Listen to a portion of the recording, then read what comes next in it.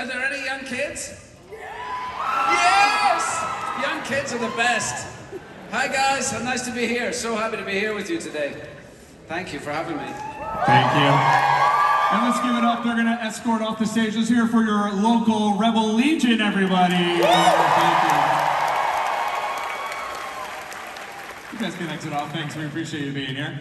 All right, Ewan, thank you so much for being here. We have a sold-out packed house of 26,000+ people out there that are here to see you. Yeah, let's make some noise, Megacon.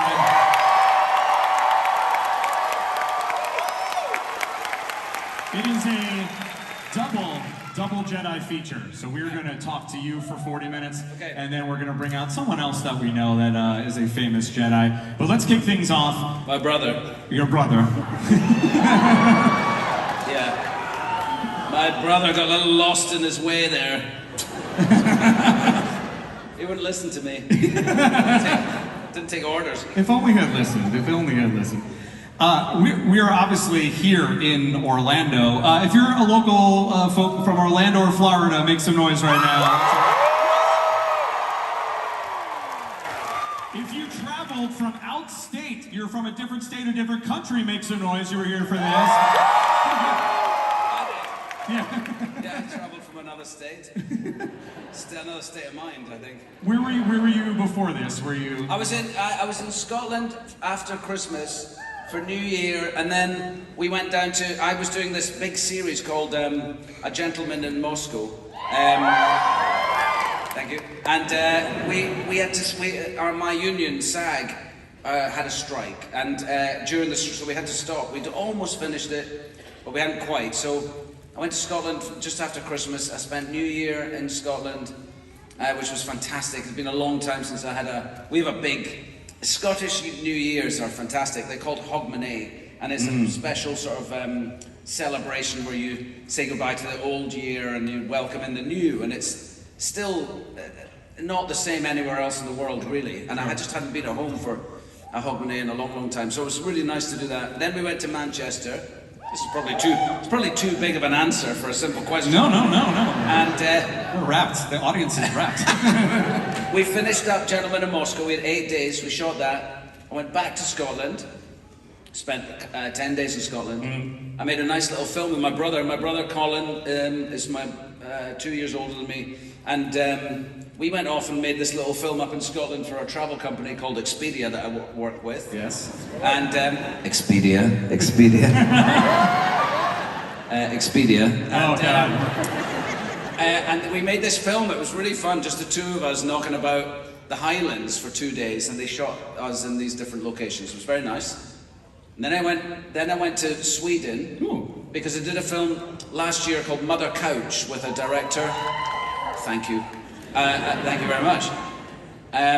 With a director called Nicholas Larsson, who's Swedish. And because, again, of the strike, I wasn't able to go with him to open that film in any of the film festivals that it was at.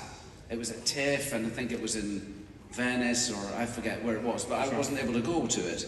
And his home film festival was in Sweden 3 nights ago, so I went to that. And then I had the flight from, oh my God, I had to get here from Gothenburg in Sweden, which is a lovely place, but it involved 3 flights via Iceland. I'm just so. Did they take you in a loop? 3 flights from Iceland, just landing in Iceland? I was just thinking, how does this work? Because I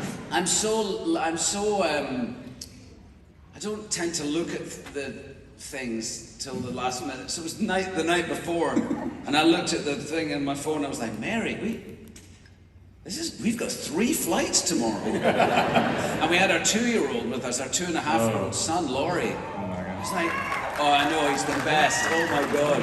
But I was thinking, this is. So it was just a nightmare, you know. Who we think, you know, every flight had like 2 hours at an airport between it, and we had 3 flights. Oh my God! The last one was 8 hours, and he was just like, nah, I'm done. I don't want to be on an airplane anymore. And I was like, join the club, son. Orlando, Ewan suffered through 3 flights to get here just for you. Come on.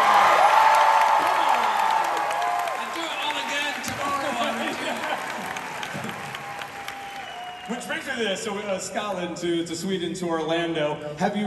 We're in the home of Disney World, right? And Galaxy's Edge, which is the Star Wars land. Yeah, who's been? I went to the one in LA. I was going to ask you. The one in LA. Mary and I went the night of. When was it? The night before.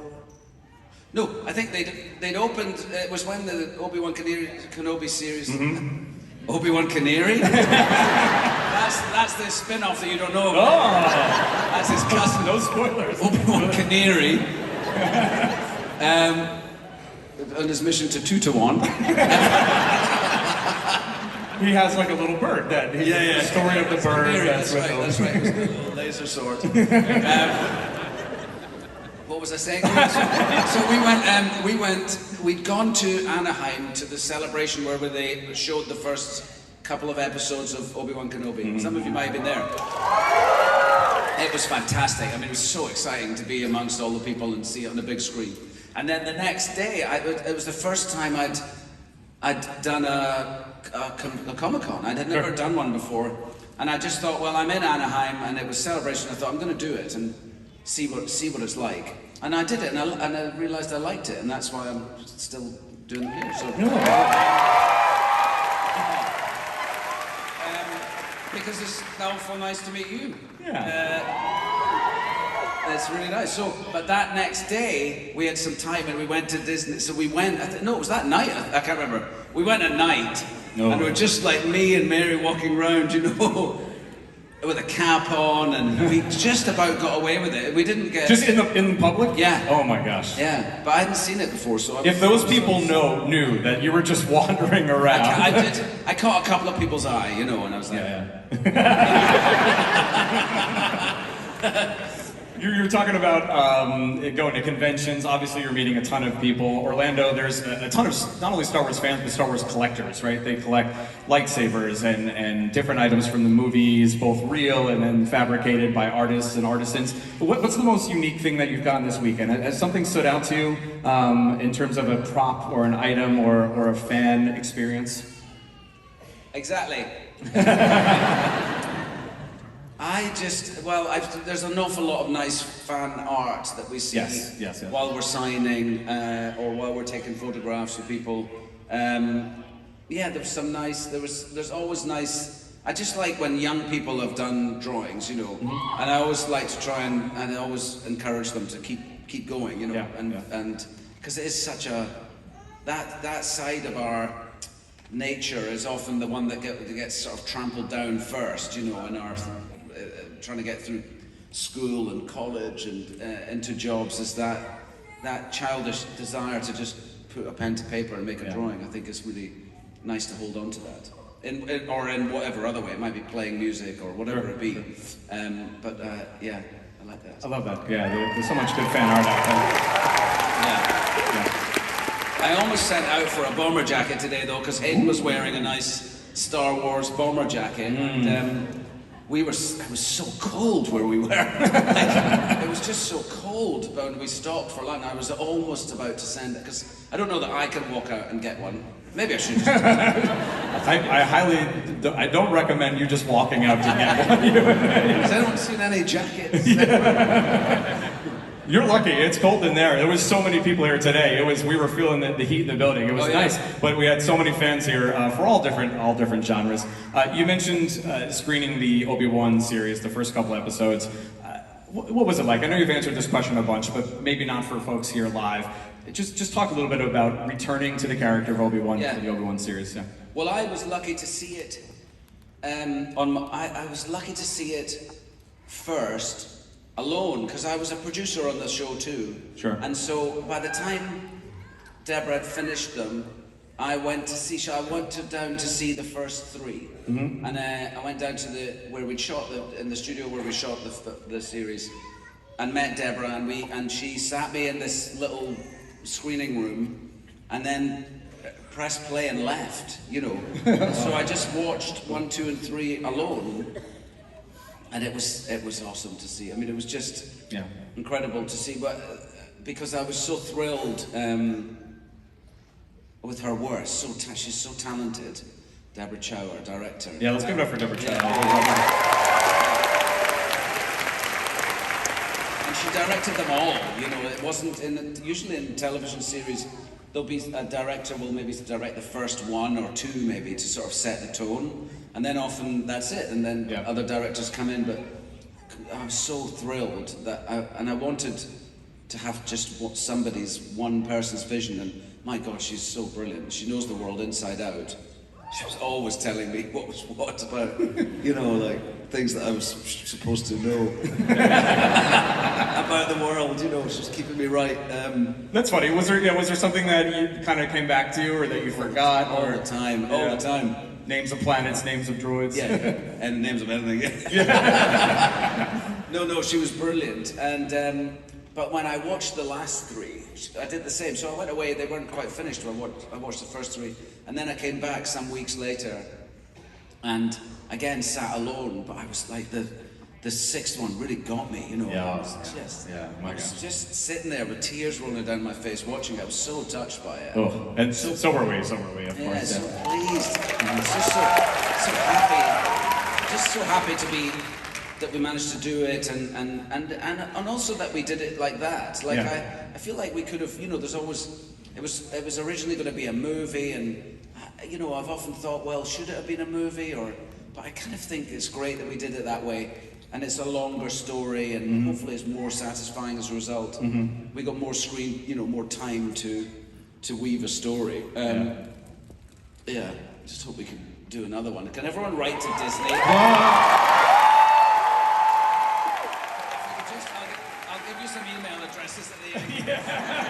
I'll just say, dear Disney, let's have a bit more of Obi-Wan Kenobi, please.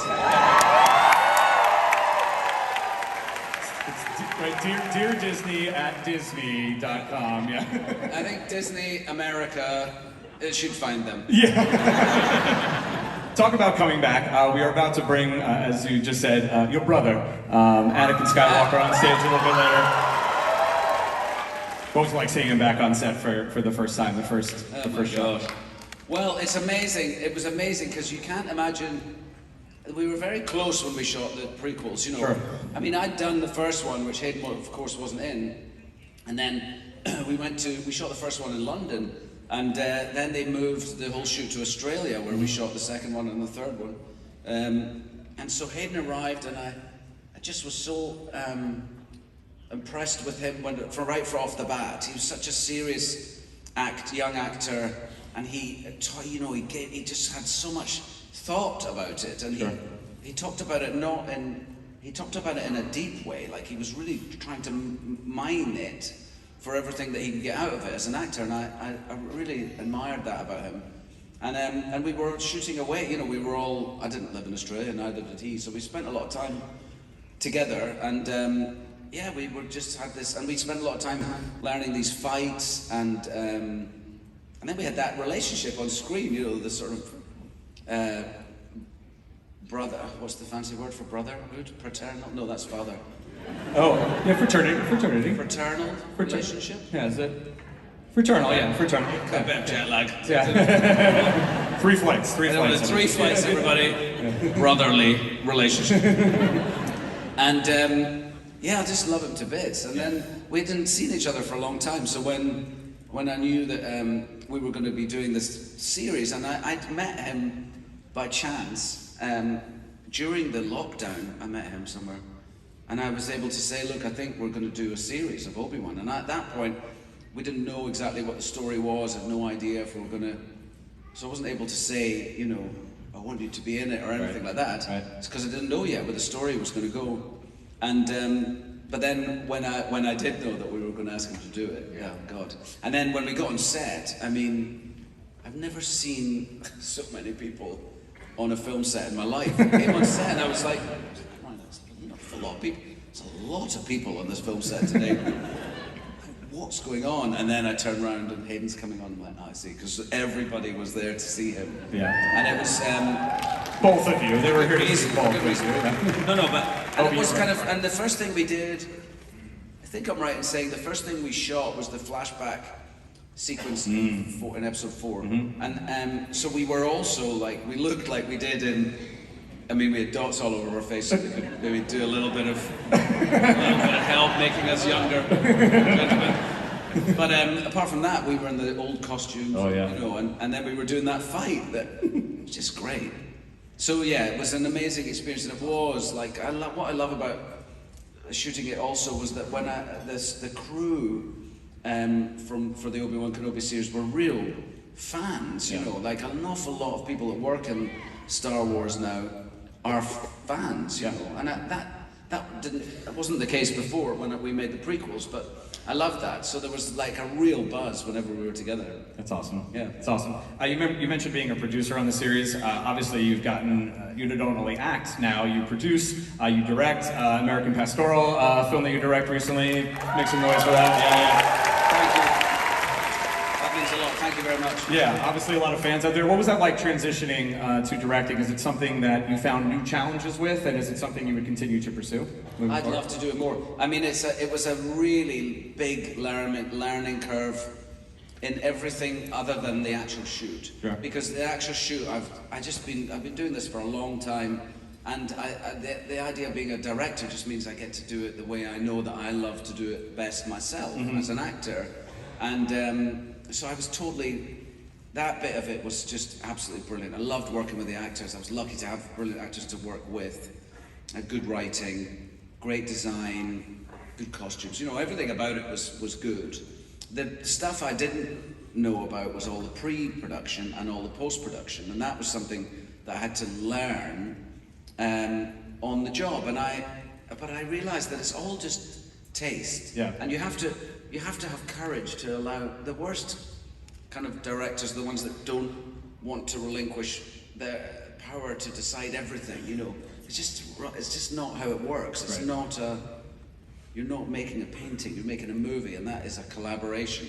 And the best directors are the ones who stand in the middle of all the talent that they've pulled around them to make the film and allow those people to work the best they can. For sure. And that takes a bit of courage, but that's what I tried to do, and that's what I thought I would do in the post-production as well. Editing is very much taste, you know? It's like, you can't really put your finger on it, but it's just taste. It's like, I'm going to cut here. You're like, I can't really explain why, but... and I loved it very much, and I love the film we made. I just haven't... there's been lots going on in my life since I've made that film, which has sort of stopped me from finding another film to direct, but that's definitely what I'd like to do. I'd like to direct more, and I just, you know, it's a funny time in movies, and it's finding the right... It's just finding the right story, ultimately. Sure. I think you can worry too much about where you're making it for. Is it going to be on... Oh, that's a shame you're looking around that speaker. That's not much fun. Is it? Right. I'm sorry. I feel like we should move over there so that they can... Sorry. Oh, we're up there. Okay, you're fine. An idiot. I didn't know that was there. You're fine. I'm much better looking up there anyway. I hope. Don't forget to stand up and say hello to those folks on that side. I'm so sorry for you two. Sorry, you got the safety of the distance. That's very nice. Yeah. What was I saying? Anyway, some rubbish about that. Looking for upcoming projects. Yeah. What's next? I think the story. I've sort of realised.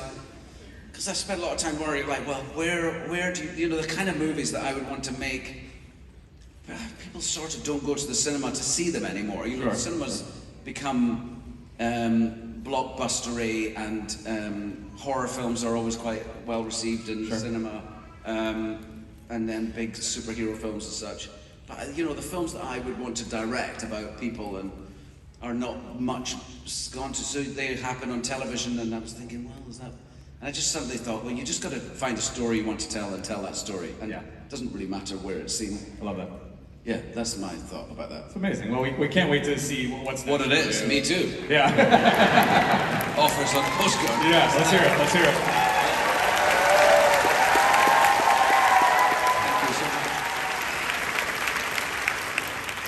You're so generous to your fans, obviously meeting them at conventions, which is a huge place for fans of the Star Wars genre to meet, right, and hang out together. You were so nice to these folks here. So we have some fan questions that were submitted online.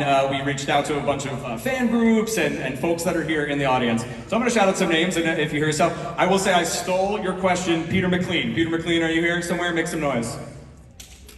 There they are, there they are. From Newfoundland, Canada. Newfoundland, Canada. Asked a question about returning to Obi-Wan, so thank you. Thank you. Thank you for that. Let's go to the next one.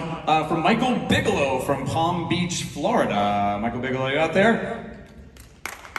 They're being very polite. He's very polite. You can give a whoop, you can go whoop whoop or whatever, yeah.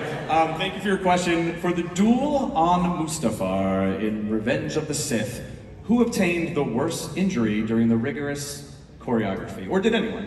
We always got our knuckles hit smacked. Yeah. I mean, it's just par for the course with that kind of thing. But what's interesting is this sort of, we could talk about it, but how the swords have evolved. For sure. And when we made the prequels, we had a guy who had like a cart. He had like what? Somebody named Thomas. Thomas, Is it yeah. Thomas? Thomas, the lightsaber maker. Is he here? Thomas? Are you here? Thomas is in the bathroom. Somebody get him. No. I was going on to say Thomas, obviously, had his cart, and we had these.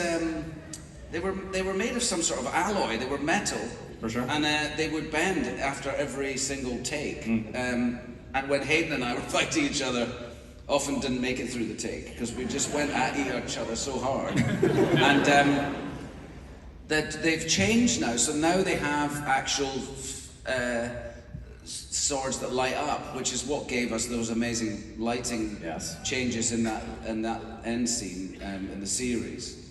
By chance, as we were rehearsing the scene, you know, we had our swords here, and his face was we were blue. Someone get that phone, will you? And then as we moved over here, our faces turned red, and it was just like magic, you know. We were like, oh my god. So but they don't fight as well as the old ones do. They have a tendency to sort of go. Sort of like it just isn't quite as satisfying as when they used to go whack. But we would always catch each other's fingers because they don't have George, in his wisdom, decided not to give them a hilt. Most sword designers in the world, you know, throughout history, have put a hilt there so that you don't get your knuckles wrapped.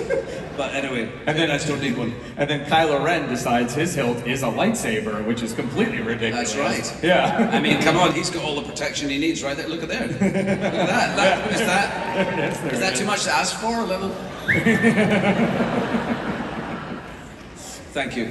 Now, what's the next question? That was it, yeah. All right, this one is from Cyril Buranowski from Orlando, Florida. What's up, Cyril? Here we go. So, good friend of Thomas's. Yeah. Everybody knows Thomas. We talked a little bit about just the excitement about returning to the role in your first days. Were there any challenges, to quote their question, returning to the role of Obi-Wan after so long, after so many years? Yeah, I mean, the first one was the accent. Like I went to do some castings with Deborah, and we read with several different actors for some of the roles, and it was months before we started the shoot, but I went down. We did it on the set of the Mandalorian set on a Sunday when they weren't working, so we had a bit of a set there, and I went down there on a Sunday morning, and I was taken to a dressing room, and there was like Obi-Wan's clothes hanging up, like, so I guess not my old costume, but it certainly looked like some of it could have been. And so suddenly I was putting all this costume back on again and looking in the mirror and going, wow, it's been like a long time. Yeah. It sort of hit me in a way that what I was about to do. And then I went on set, and I hadn't really given it much thought. I just thought, well, it'll be all right. And I got on set, and I was just, you know, these poor little actors who were reading for all these other roles, and I was I was just like trying to do the Obi-Wan. Trying to do Obi-Wan. It was just coming out like some posh English guy, and nothing at all like Obi-Wan or Alec Guinness. And so that was the first challenge. Was like, oh, I see. I've got to remind myself, and and that's what I always did in the prequels. Was I just sort of watched Alec Guinness all the time, and not only just in Star Wars, but in all his early films. And now I was a bit older, I got to watch him in some of his older films. Wanted to just try. It always has to try. It always has to. I don't try and do an impersonation of Alec Guinness at all, but it has to feel like him to me. And often that's when I know that I'm happy to move on with a take if it starts feeling like Alec. Yeah, shout out to Sir Alec Guinness, obviously the great. And you did an amazing job of transitioning Margot Marcano from East Brunswick, New Jersey. Margot, you out there? Yeah, what's up, Margot? Asked that what aspects of the original trilogy inspired your characters. So yeah, you spoke on it. All of it. Was it voice? Was it physicality? Was it everything with Alec? Yeah, all of it. I mean, there's just something so iconic about his performance. Oh my God, it's like he's over there. See, just in that moment, a man walked. There's an Obi-Wan Kenobi in the hallway. And his lightsaber walked into a light in our face. Right here, and I was like, "Sorry, Alec. I'm sorry. I'm trying my best." Oh, that was really. Did you see it? That was a Force Ghost. Now he's gone completely. So that's even crazier. Force Ghost Alec Guinness just joined us, everybody. Yeah, I hope I see him over there now. I know we're in trouble. It's all of it. I've just it's his rhythm and it's his humor and there's something. His little eye roll that he does, and I soaked it all up. Yeah, I love it. We have one final question, then we have a fun little game we're going to end with you. This comes from Ashley from Florida. Ashley? Could be a bunch of Ashleys from Florida, but let's talk about after Star Wars. You shoot the prequels and you move on to some of our favorite movie musicals or movies with musicals in them or musical moments. Moulin Rouge.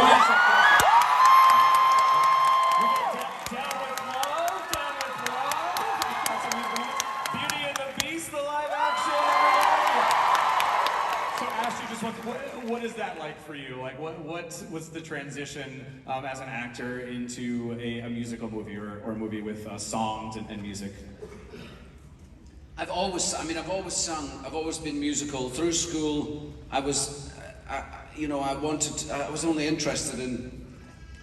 Exactly. I was only interested in anything that felt like perform. I always knew I wanted to be an actor, and so I found it difficult to be interested in academics. I should have been, but I wasn't.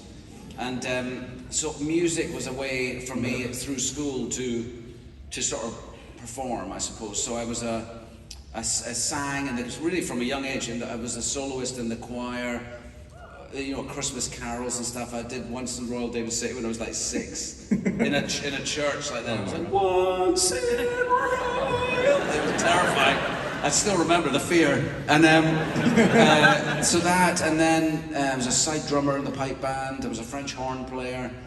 Just anything that allowed me to sort of do music. So to then do the musicals was like taking that on. It was just we had great. Singing coach on Moulin Rouge, and I loved it. I loved recording. We worked with the music producer Marius de Vries, and we just recorded loads and loads of songs that didn't make it into the show, but we just kept recording different.